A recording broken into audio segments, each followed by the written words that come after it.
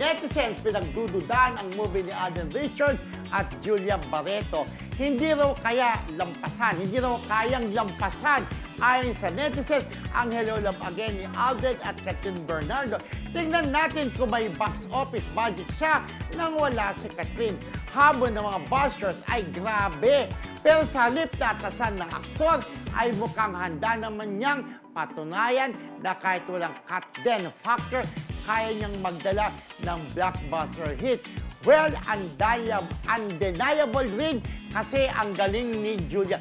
Alam mo, kung ba't ako bigla ko na maos. Inom pa ako ng halo-halo ng kimchi.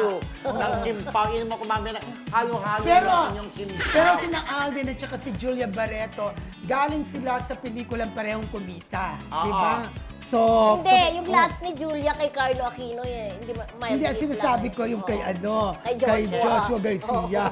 May nanggaling. Minsan nanggaling siya sa ano ba yun? Kayo, fairness forecast, parang feeling ko, hirap din talaga Ako hindi rin. Hindi, pero kikita ang pelikula. Kikita. Pero yung maabot niya, o mapantayan, yung Hello Love Again, hindi. Kasi yung Hello Love Again, let's face it hindi ko minimena si Julia. Yes. Pero in fairness, talaga namang ang level ni ang layo niya kay Julia. Sikat na sikat din naman si Julia, pero masikat si Catherine. Kaya talaga ang daming panay ang nanood. At the same time, sikat na sikat din naman si Pero Alden. napansin nyo, nagkatulungan. sikat naman si Julia, pero Sikat. wag akong masamain ng mga fans lahat ng pelikulang kumita ni Julia with Joshua Garcia. Totoo.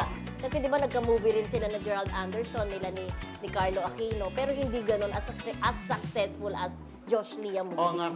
Yung movie nila nung sa Film Fest, alam naman natin na hindi ganun kalakas ang kinita, di ba? Yes. Pero kung naniniwala ko Nasa bottom, di ba? Kapag ka napanood yan, okay na yung trailer ng Julia at ni Catherine at nakita maganda na may pagkakagawa ng movie. At yung team song, malaking tulong yon para panoorin talaga di ba? Alam mo yung Just Lia Depende dati? kasi parang horror siya yung gagawin nila parang... Ano yung horror na team Hindi, song? parang adaptation ng Thailand movie na parang pala. si Mario So, hindi Morer. siya Si hindi siya Mario Morer. romantic feel. Si Mario Morer ang bida ng Thailand movie. Sa Thailand. Yun, oo. Hindi, pero kung, yung sumusubaybay dati doon sa kila Mario Morer na Thailand movie, at alam nila maganda yun, baka naman dito sa Pinoy version, baka naman panoorin nila dahil sabihin ng mga funny, ay maganda yung nito, yung kila Mario Morer. Diba? Kaya, baka panoorin nila. Morer? Mario.